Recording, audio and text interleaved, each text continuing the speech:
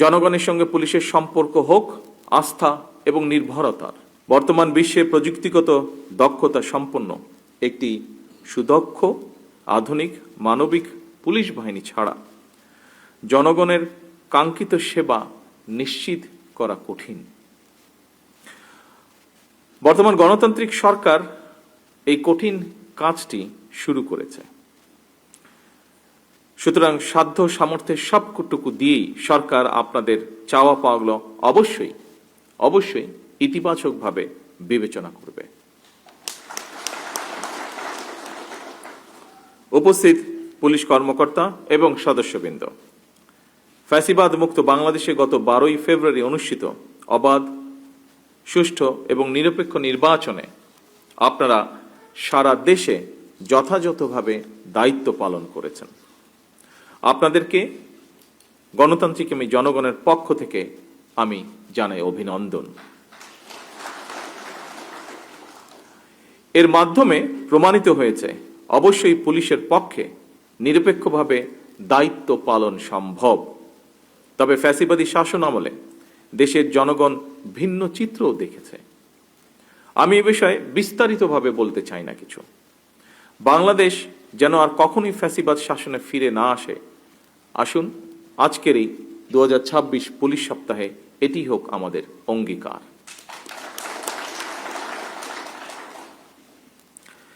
দেশের আইন শৃঙ্খলা পরিস্থিতির উন্নয়ন এবং জানমালের নিরাপত্তা বজায় রাখা বর্তমান সরকারের সর্বোচ্চ অগ্রাধিকার।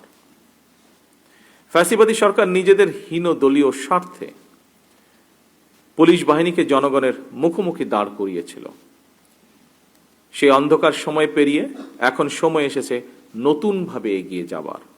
আমি মনে করি জনগণের বিশ্বাস অর্জন এবং সেই বিশ্বাস বজায় রাখাই পুলিশের সামনে বর্তমান বড় একটি চ্যালেঞ্জ। পুলিশের কাজ একটি, দুষ্টের দমন আর শিষ্টের লালন।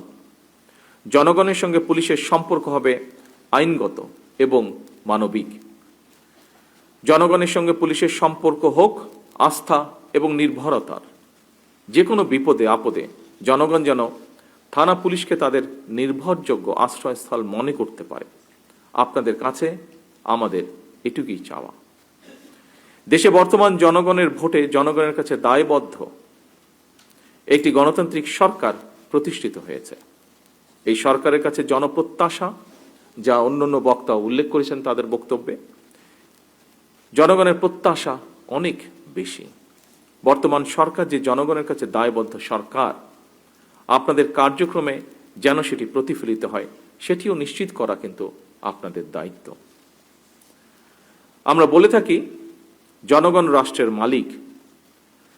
জনগণ যদি মালিক হয় তাহলে এই মালিক যখন বিপদে পড়ে থানায় যায় সেখানে তারা আপনাদের আচরণে যেন কিছুটা হলেও রাষ্ট্রের মালিকানা অনুভব করতে পারেন, সেটি নিশ্চিত করা আপনাদের দায়িত্বের অংশ বলে আমি মনে করি। আপনাদের আমাদের সকলের মনে রাখা দরকার, আইনি সহায়তা পেতে সাধারণ মানুষ প্রথমেই থানায় আসেন, পুলিশের সহায়তা চান। বিপদে না পড়লে মানুষ থানায় যায় না। সুতরাং থানায় যাওয়ার পর তার বিপদ কমবে, মানুষের মনে এমন ধারণা তৈরি হওয়া অত্যন্ত জরুরি।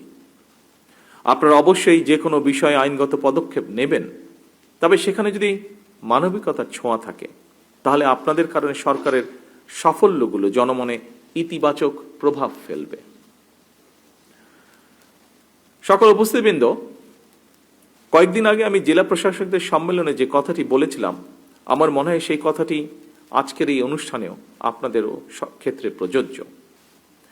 আপনারা হচ্ছেন মাঠ পর্যায়ে সরকারের অ্যাম্বাসাডর। আপনাদের দক্ষ এবং তাৎক্ষণিক কৌশলী সিদ্ধান্ত যে কোনো পরিস্থিতি নিয়ন্ত্রণে খুবই গুরুত্বপূর্ণ ভূমিকা রাখে এবং রাখতে পারে। আপনারা কেবল আইন প্রয়োগ করেই বাহিনীর সদস্যই নন, আপনারাই হচ্ছেন রাষ্ট্রে আইন শৃঙ্খলা রক্ষা, জনগণের নিরাপত্তার নিশ্চয়তা এবং ন্যায় বিচার প্রদানের প্রথম দ্বার। সুতরাং পুলিশ যদি জনগণের কাছে বিশ্বাস এবং নিরাপত্তার প্রতীক হয়ে উঠতে পারে, সেখানেই একজন নাগরিক হিসেবে আমি মনে করি সেখানেই পুলিশের সবচেয়ে বড় সাফল্য। পুলিশের সাফল্য মানে এটি সরকারেরও সাফল্য।